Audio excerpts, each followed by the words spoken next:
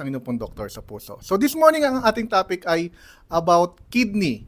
So nag-invite po ako ng kidney specialist. So magpapakilala yung ating doktor ngayon. So magpakilala ka? Magandang hapon po. Ako po si Dr. Angkaw, isang adult nephrologist or espesyalista sa kidney diseases. Ayan. So Doc, may mga kasi question na yung bang dialysis is para lang sa mga matatanda or may mga bata rin na nagkakaroon ng kidney failure at leading to dialysis. Oo.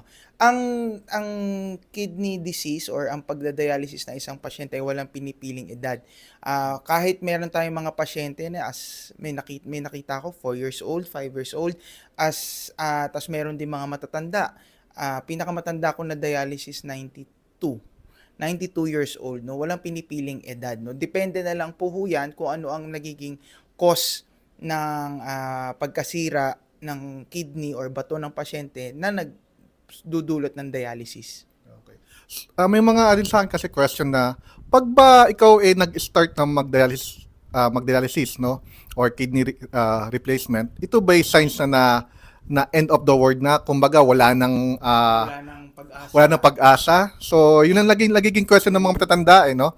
Ang ano dyan kasi, ang lagi ko sinasabi, ang pagdadialysis ay hindi parang end of life na. Hindi po ito judgment day na.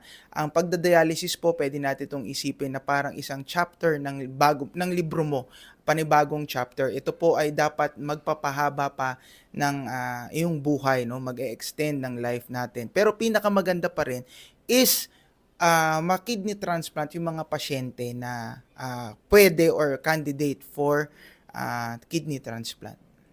Okay, so may mga pagkain ba, Doc, na pwede nating itigil or bawal sa mga para di tayo magkaroon ng kidney failure o kidney diseases?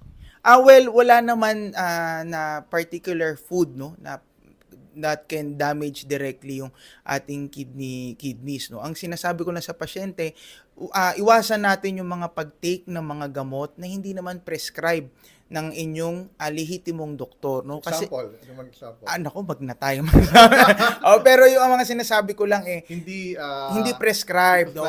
Wag kayong maniwala na dahil sing kapitbahay mo sinabi na inumin mo to, iinumin mo rin. Yes. Hindi ibig sabihin na nag-work sa kanya, magwo-work din sa iyo. Meron akong pasyente naglaga ng guyabano leaves na dialysis. So tigilan po natin wag nating ugaliin na maglaga ng mga dahon at iinumin natin na thinking na ito po ay makakagaling ng ating kidney disease. Like sa mga herbal na Yes. Walang Siguro particular na wala. herbal. Kung may gusto kang inumin na gamot, mas maganda ikonsulta mo sa Yes. nephrologist mo muna para ma-explain sa'yo, no? And kung papayag siya, I'm sure naman meron siyang dahilan, no, para payagan ka or hindi man. Okay. So, take home messages sa'yo. So ano ba yung mga way para di natin magkaroon tayo ng kidney damage? Una, kailangan po natin i-control ang ating sugar, Yun. i-control ang ating blood pressure. Paano natin malalaman yon? Kailangan nyo magpa-check up. No, kung ikaw ay may family history ng hypertension, diabetes, or kidney disease, ikaw ay naninigarilyo, ikaw ay dati nga, ako parang ang iniisip ko as early as 35 years old, Wow. dapat regularly ka nagpapa-check up. Ano ba naman yung yearly ka laboratory? Kung ang motor nga. Oo, di ba? Pini-PMS natin, bakit ang ating katawan hindi? Dapat yun ang ininvesta natin. Yung may mga napapansin na nagmamanas, yung mga tumataas ang BP na bata na Yes.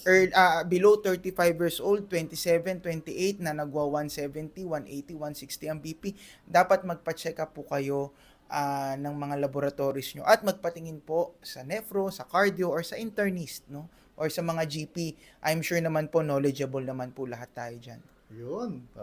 Napaka-fruitful ng ating interview kay Dr. Jean Angkaw. So, Doc Angkaw, ano po clinic schedule nyo dito? Matatagpuan nyo po ako sa Calamba, sa Global Canlubang Medical Center. Ang schedule ko po dito ay Tuesday, Thursday, 1 to 3 p.m. at room 410. Okay, saan pa? Sa Calamba Doctors Hospital, Tuesday, Thursday, 10 to 12.